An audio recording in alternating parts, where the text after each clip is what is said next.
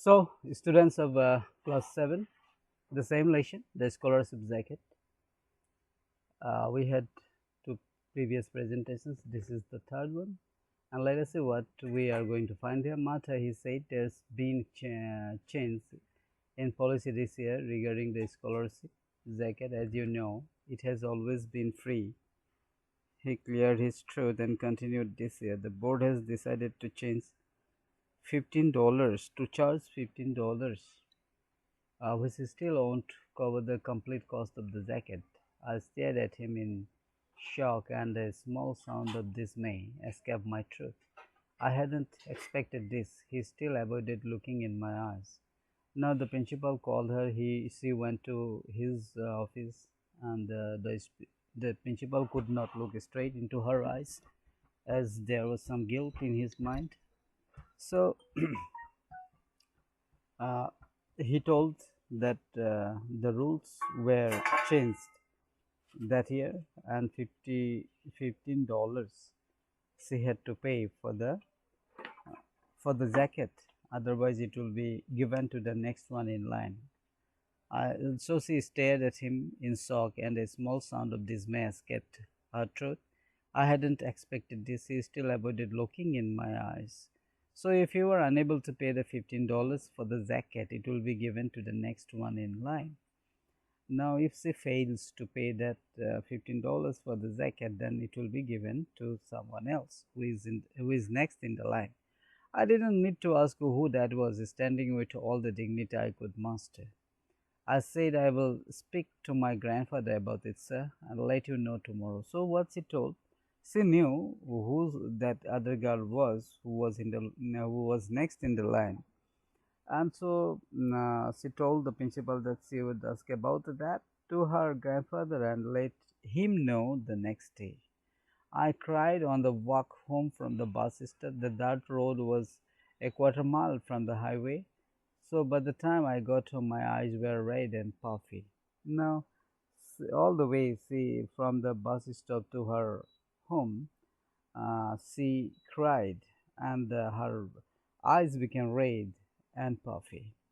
Where is Grandpa? I asked Grandma, looking down at the floor so she wouldn't ask me why I had been crying. She looking down on the ground.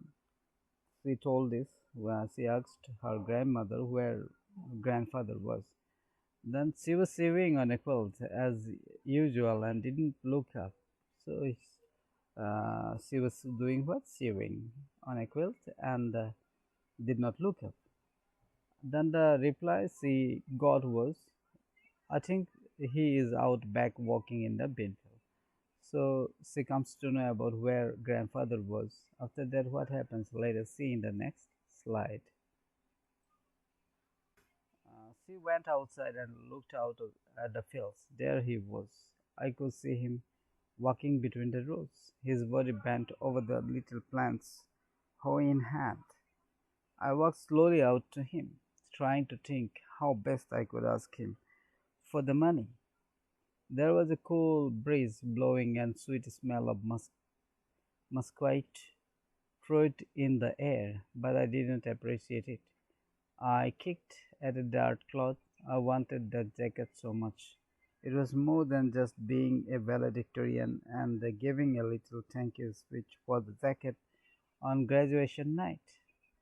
It represented 8 years of hard work and expectation. I knew I had to be honest. Now, here, what she has told, she now is in that bean field, where her grandfather was walking, and he had the hoe in his hand. Then she wanted the money, and how she could get it. She was thinking about that. The sight there was very nice. The smell was also very nice, but she did not appreciate that because her mind was filled with the thought of how to get that money. So that scholarship jacket was not just a valedictorian, uh, what it is, award to a valedictorian or a thank you speech. On receiving it, it was more than that. It represented what? 8 years of hard work and expectation. So this is what she meant by that what scholarship jacket, and that's why she wanted it very badly. So let us move on to the next slide to see what is there.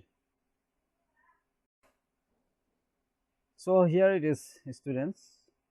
With grandpa, it was my only chance. He saw my shadow and looked up. He waited for me to speak. I cleared my throat nervously and clasped my hands behind my back so he wouldn't see them. Shaking, Grandpa, I have a big favor to ask you. I said in Spanish, the only language he knew. He still waited silent. I tried again, Grandpa. This year the principal said the scholarship jacket is not going to be free. It's going to cost $15, and I have to take the money in tomorrow, otherwise, it will be given to someone else. The last words came out in an eager rush.